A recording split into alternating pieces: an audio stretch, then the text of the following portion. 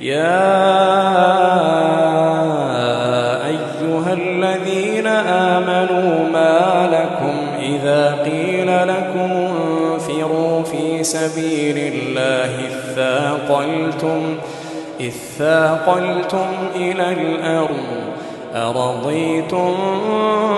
بالحياة الدنيا من الآخرة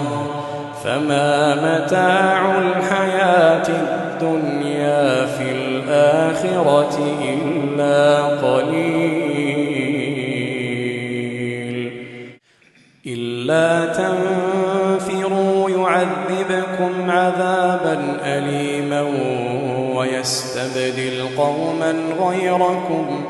ولا تضروه شيئا والله على كل شيء قدير.